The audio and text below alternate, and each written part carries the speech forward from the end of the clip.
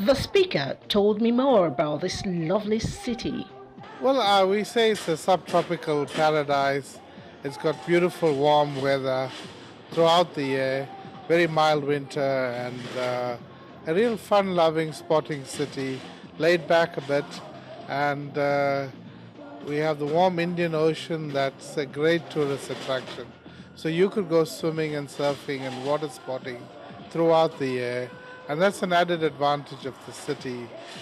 But it's also a very multicultural city, very strong presence of the Zulu, Indian, and English culture that come together in the city as if the East and Europe and Africa are meeting together. Indeed, Africa is blessed. Take a trip and visit places. Make Durban one of them. But I must say, I was glad to be back to my home with its warmth.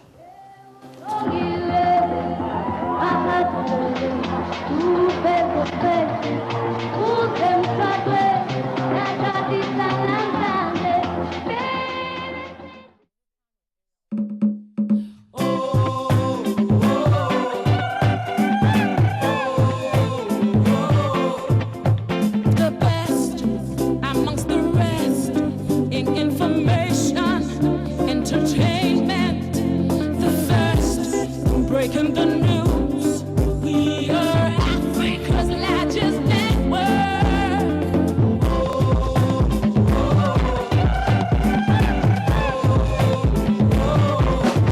NTA, Africa's largest network. Second to none. The first, the biggest, the best. NTA.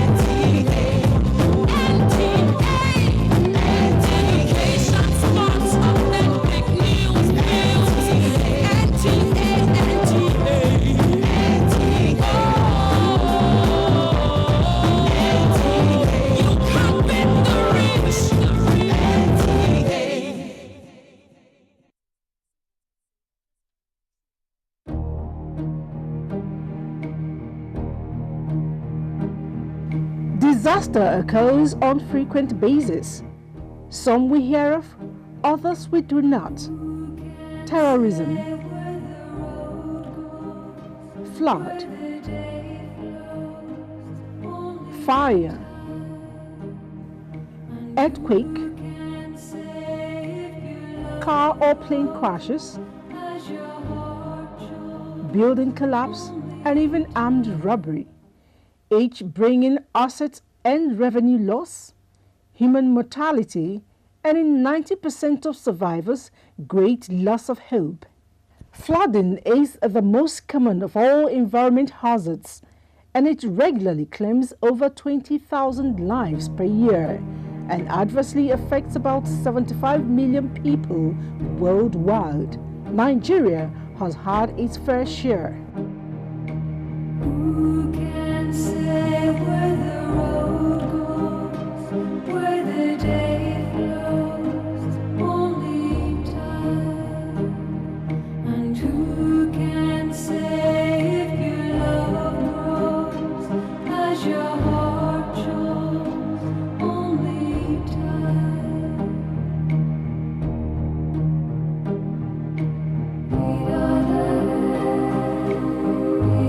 Emergencies, as the name implies, are not set out to happen, but they can be planned or budgeted for.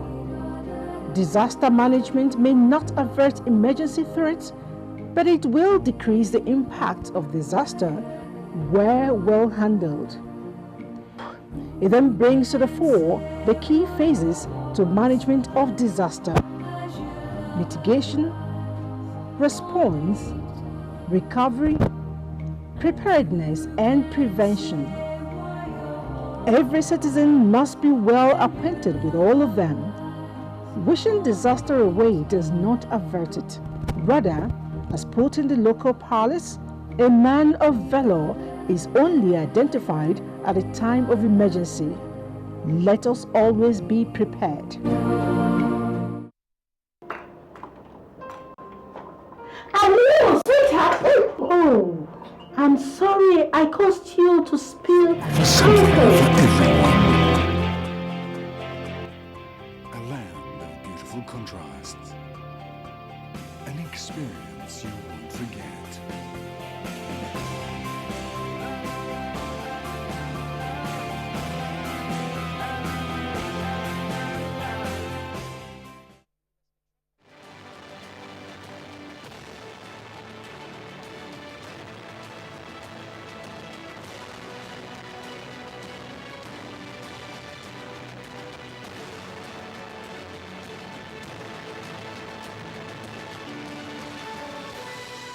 NTA International News. President Buhari in Qatar on a 3-day official visit. What Nigeria is doing is engaging with the rest of the major oil producers in the world. Delegates to Habitat 3 Africa to speak in one voice as regional meeting ends in Abuja. Fulani communities in West Africa appeal to ECOWAS, African Union, United Nations to take over rising tension between herdsmen and farming communities. Hello there, so good to have you join us in NTA International News at this time. My name is Oku Ekmayong. We'll begin by telling you that President Muhammadu Buhari has arrived Doha, the state of Qatar, on a 3-day official visit. State House correspondent Adamu Sambo reports that he was received at Hamad International Airport at about 5:30 p.m. local time by a high-powered Qatari government delegation led by the Minister of Energy, Mohammed bin Saleh Al Saad. The welcoming party also include the Chargé d'Affaires of Nigerian Qatar, Governor Rauf Aregbesola of Osun State, as well as the Ministers of Foreign Affairs, Finance, Power, Works and Housing, as well as Trade and Investment. While in Qatar, President Buhari is expected to hold bilateral talks with the Emir of Qatar, Sheikh Tamim bin Hamad Al Thani, after which some agreements will be signed towards enhancing the relations between Nigeria and Qatar. The president will also interact with the Qatari business community as well as a selected group of Nigerians in that country. The special advisor to the president on media and publicity, Femi Adesina, speaks on Nigeria's expectations from the president's engagement in Qatar. The price of oil is down in the global market. It went as low as $27 per barrel at a time. And you know that budget 2016 is even predicated on $38 per barrel. That shows you that the Nigerian economy is in some sort of trouble. And unless something is done about the price of oil, then things may get worse for the country. So what Nigeria is doing is engaging with the rest of the major oil producers in the world. The Minister of State for Petroleum, Dr. Bekachuku, has done some shuttle diplomacy, and we find the president also joining in. He has spoken with Saudi Arabia, and now we're in Qatar. Qatar holds the Secretary Generalship of OPEC, and so their say will also be very, very important.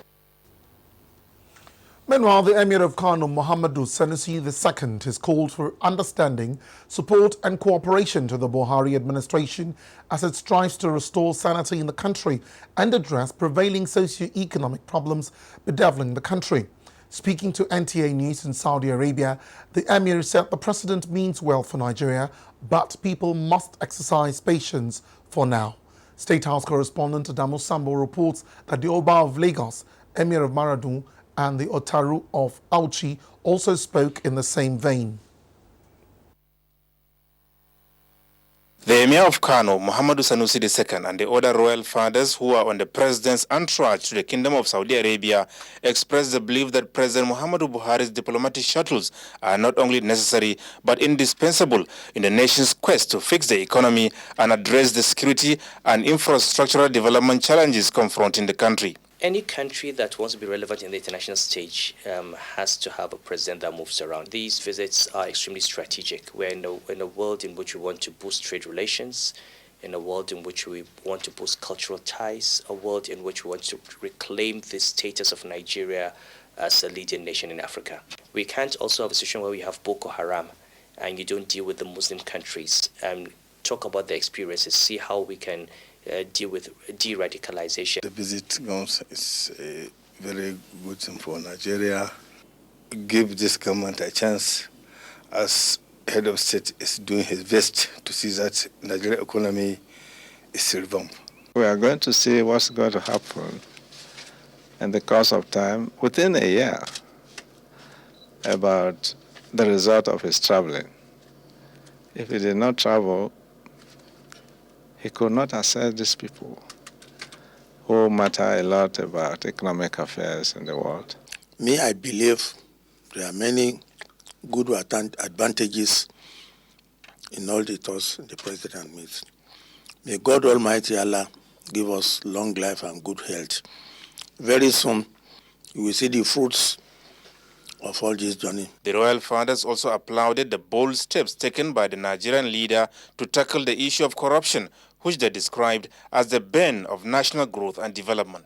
Governments were in denial. Everybody knew that Nigeria had taken corruption to highest levels, and therefore, and we've seen some of the disclosures that are even worse than even I knew as governor of Central Bank. I thought the things were bad, but some of the things that have come out suggest that things were even much worse than I knew. There has to be a price for irresponsibility, and I think Nigerians should understand that. What we need to do is continue to support the government. The man who's leading us is a man bestowed with divine powers and divine guidance. He wouldn't talk much, but he does a lot. It is very, very unfortunate what happened in our fatherland. I am even prepared to expose more people if I know them. I'm telling you the truth. Politics apart, the progress of every Nigerian is very important. Meanwhile, the 5-day visit of President Muhammadu Buhari to the Kingdom of Saudi Arabia has been rounded off with a farewell tawaf at the Grand Kaaba. Nigeria's charge d'affaires in Saudi Arabia, Tijani Amanjoda, sums up the visit this way. We don't need to overemphasize the grandiose reception given to Mr. President. They don't do that often. But because of Mr. President, the way they perceive him, the prestige they attach to him, and the importance they take Nigeria to be, is why they have done all these things. From the Kingdom of Saudi Arabia, Adamu Sambo, NTA News. Back home in Nigeria, delegates to the Habitat 3 Africa Regional Meeting have agreed to speak with one voice in Ecuador later this year on the need for the world to tackle the challenges of human settlement and urbanization on the continent. This was part of the resolutions at the end of the 3-day meeting on Habitat 3 tagged Abuja Declaration. Mohammed Hamza Sheikh reports.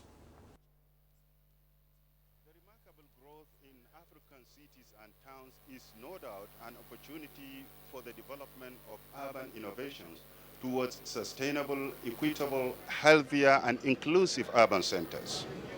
Now, the major challenge here is that rapid urbanization, as witnessed everywhere in the world, exerts a lot of pressure on infrastructure. And this is more so as the African population, especially in cities and towns, is expected to increase from 1 billion to 2 billion by the year 2040. Giving itself a sense of direction, the African continent has articulated its requirements on sustainable urbanization and how to present them at the Habitat 3 conference in Ecuador. Enumerating the 7-point declaration, Nigeria's Minister of Power, Works and Housing, Babatunde Raji Fashola, said Africa wants to harness the potentials of urbanization to accelerate structural transformation, enhance people-centered urban and human settlement, as well as strengthen institutions and systems in human settlement. Enhance the contribution of human and urban settlements development to continental integration. Enhance environmental sustainability, resilience, and effective responses to climate change in cities and human settlements. Enhance efforts to advance a global partnership to facilitate the implementation of the new global urban and human settlements agenda. The 7-point Abuja Declaration, Africa's common stand on sustainable urban development, is now the continent's official input to Habitat 3 in Quito, Ecuador, later this year. Muhammad Hamza Sheikh, NTA News. Testimonies of the traumatic experiences suffered by the people of the Northeast was brought before the House of Representatives by the Northeast Youth Peace Development and Empowerment Initiative. The group is calling for a collective framework to fast-track the drive to enthrone stability in the region. National Assembly correspondent Ifeanyi Ezumba reports. The visit was to highlight the Chairman House Committee on IDPs of the experiences at various IDP camps visited by the group, which speak of shortage of food, medication, habitation and potable water. Some of our people have resorted to several vices that include prostitution, drugs abuse and stealing to make ends meet. Epidemic is also a threat in the various camps visited due to bad sanitary conditions. The committee chairman, Representative Mohammed Sani Zoro, who said the situation in the Northeast is unfortunate, stressed the need for government to intensify more efforts in providing a lasting solution to the crisis. To learn from the experience of other countries that have undergone this internal displacement crisis and the measures they have taken to alleviate the problem, as well as the kind of framework that they have also built over time in order to solve this problem. The Northeast Youth Peace Development and Empowerment Initiative also declared its readiness to actively participate in all initiatives geared towards re-establishing peace, stability, and good governance. Ifeanyi Esumba, NTA News. In a related development, Chief of Army Staff Lieutenant General Tukur Buratai has assured the people of Dalori and Baga of adequate protection from the Nigerian Army to forestall a repeat of attacks. The Army leader gave the indication on a working tour to the communities as he urged the leaders to step up vigilance. Muhammad Abdul Kadri has the report. Although memories of Afok wreck on Dalori in recent attack by terrorists are palpable, the good news is that renovation and reconstruction of the town have commenced. So the people of Dalori want to live again in this Dalori. While assuring the people of adequate protection to forestall a repeat of such attack by criminally minded people, Chief of Army Staff told community leaders to step up vigilance. In Baga, troops of the 7th Brigade Multinational Joint Task Force are told to maintain the tempo of fighting patrol and sustain the spirit of operational jointness in the mop-up operations. The Multinational Joint Task Force has the Nigerian element also, the 7th Brigade. We have to see them because the Army, the Nigerian government is responsible for their administration and logistics as well. So we are doing that to consolidate on the successes so far. The in-theater visit of the Chief of Army Staff featured inspection of medical and operational facilities. From the theater of combat in Baga back to Maiduguri, it is evidence that Operation Lafia Dole is well on course. From Borno State, Muhammad Abdul Kadri, NTA News. And leaders of Fulani communities from 4 West African countries are calling on President John Mahama, the African Union, ECOWAS, and the United Nations to take interest in the rising tensions between herdsmen and farming communities in Ghana before it escalates. This was at a joint news conference in Accra, Ghana. Kudilia Okwama reports. Just like in Nigeria, nomadic herdsmen and farmers in Ghana have been involved in some clashes following accusations and counter-accusations of rape, armed robbery, and destruction of property, including herds of cattle. The most recent case involved the killing of a 27-year-old farmer in the eastern region, which led to the destruction of property in a community where they have been living in peace. There is no town in Ghana which was not started by the people who have that name Zongo, who are the Hausa Fulanis. The Fulani leaders from the 4 countries of Nigeria, Ghana, Burkina Faso, and Niger are calling on President Mahama and other world leaders to take steps towards abating the spate of hostilities. It is running into a West African problem.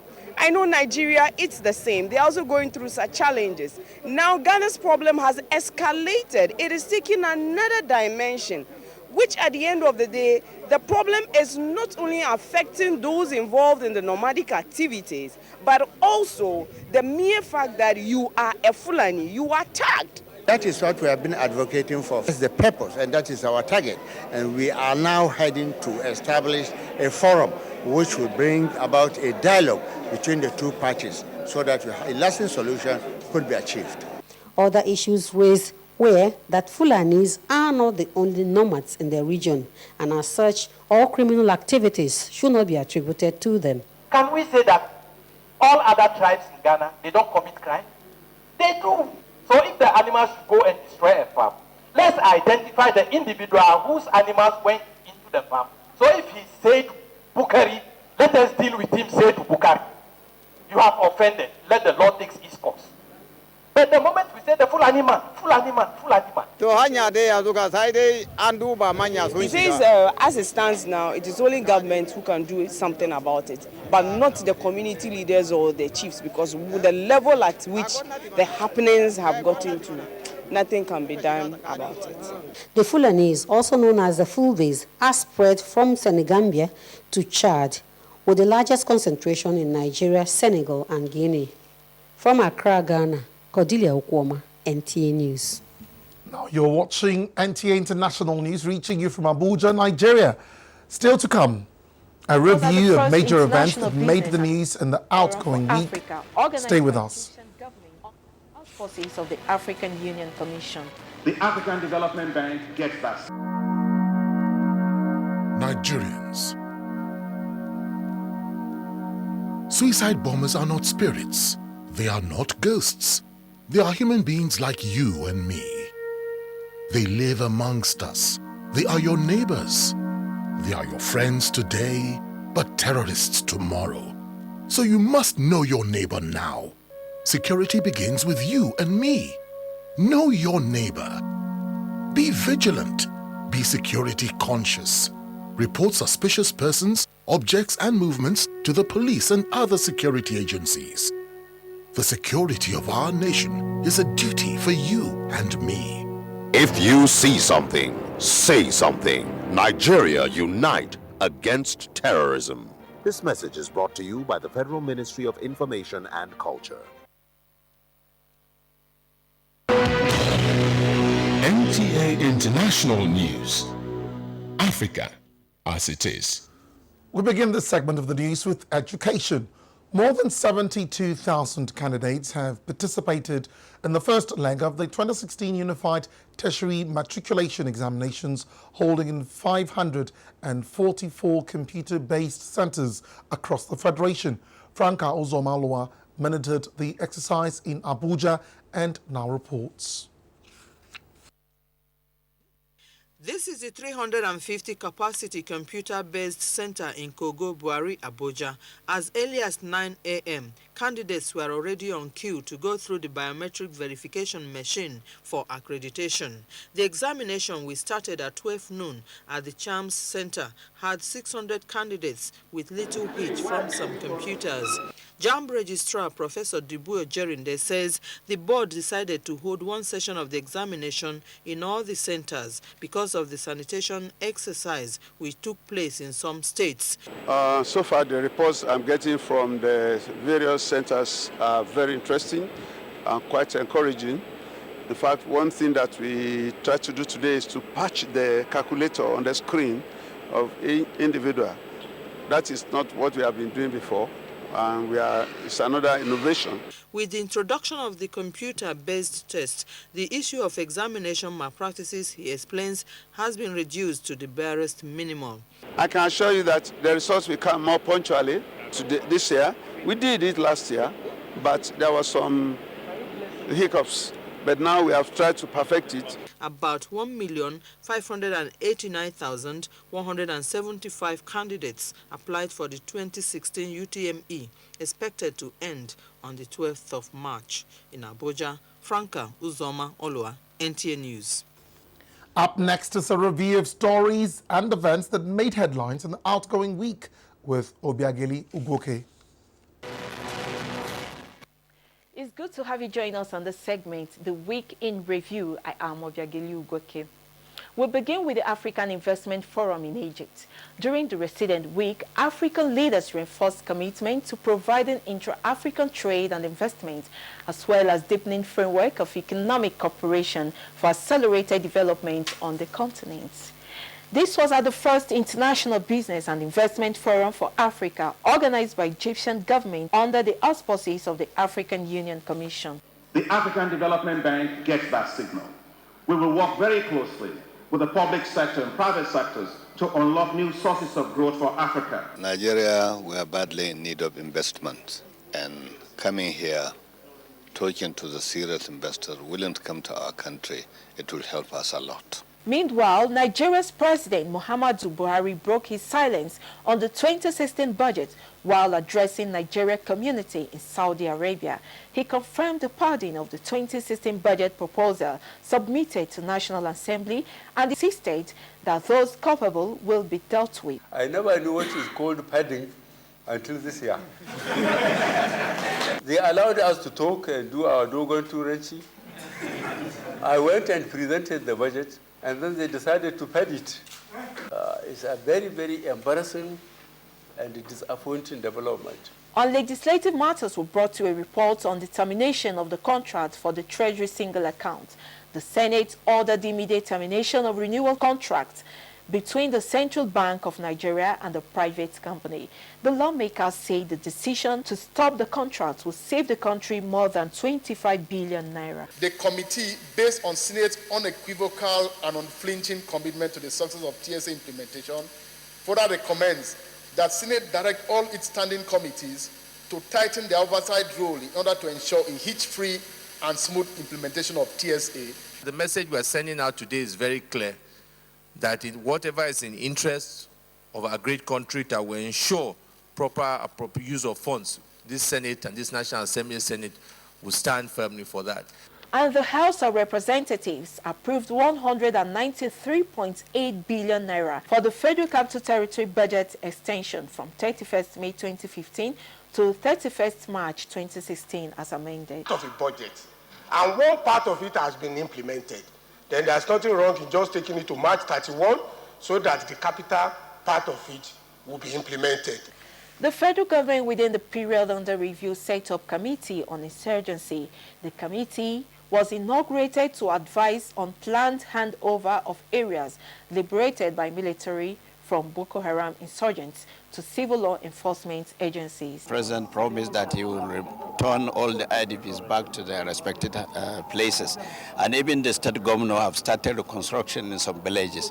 Our own task, really, is to ensure the return of civil authority at the local, federal, and state level in these areas that are liberated. From the Information Ministry were top flight engagements for the minister, Lai Mohammed. One of it was a charge by him on the 8th National Assembly to enact laws that will compel Nigerians in all sectors of the economy to contribute meaningfully to the global fight against climate change. The minister gave the charge during an interactive session with the House Committee on Climate Change. People are incorrigible.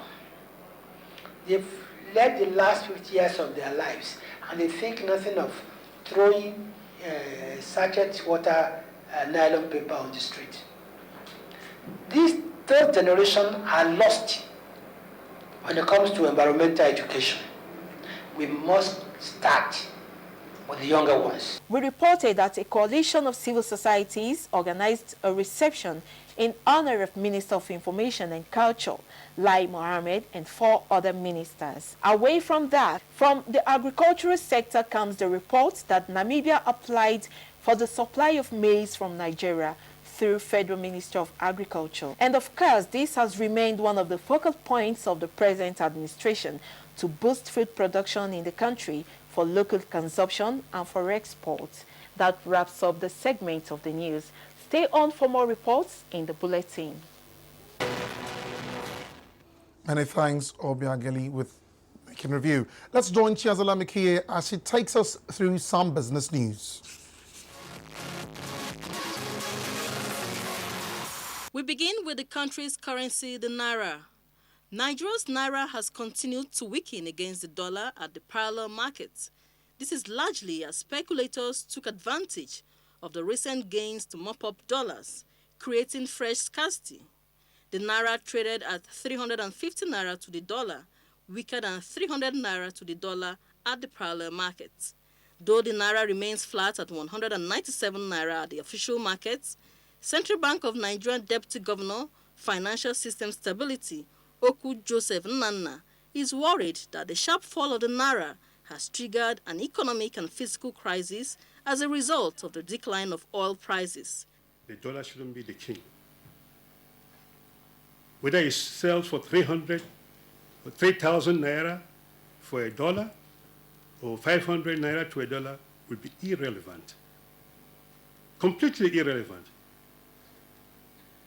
Because what the naira can buy in Nigeria today, a dollar cannot buy it in America. That's a simple truth. So the strength of any currency is a product of the productivity. And to some stock market reports, trading on the equities market Friday increased by 0.77%. The financial services sector led the activity chart with 260.677 million shares. Oil and gas came next with 5.255 million shares, while consumer goods, industrial goods, and conglomerate sectors followed in that order. Chiazalam Ekiye, NTA News. And up next is Sunday's weather prospects in Nigeria and some world cities.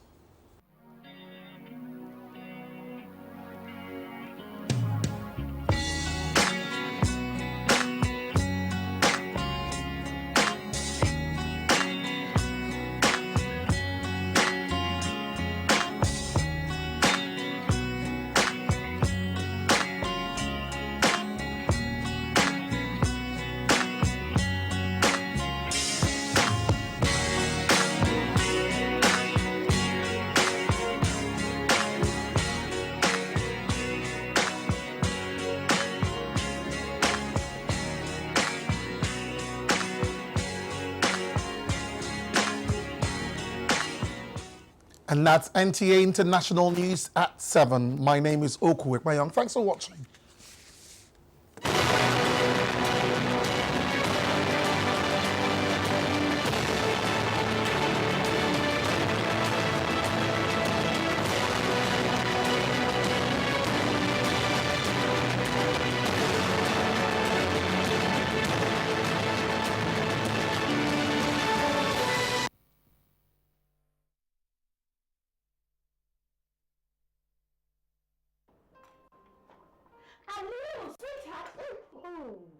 I'm sorry I caused you to spill cocoa on your Christmas dress. Yeah, thanks, but this is not my Christmas dress. Oh, remember, I bought this dress for you. Thanks for reminding me. You are also wearing the one I bought for you. Beg your pardon? I gave you money to purchase this for me. Yeah, we're saying the same thing. I bought this dress for you. Literally speaking. Literally, technologically, biologically, whatever. I bought this dress for you. Okay, please hurry up, or else we'll be late for school. It's okay. I'll change my dress now. Okay, meet me in the car. Yeah.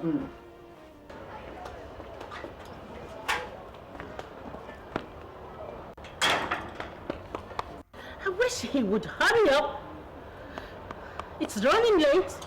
Please hurry up, sweetheart. Yes, my dear. Right. Ooh. Is today a special day or you have changed your birthday?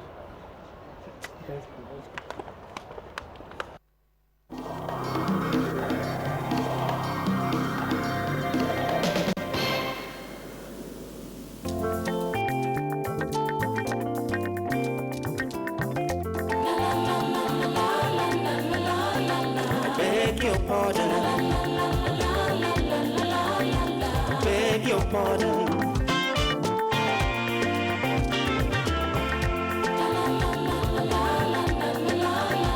beg your pardon.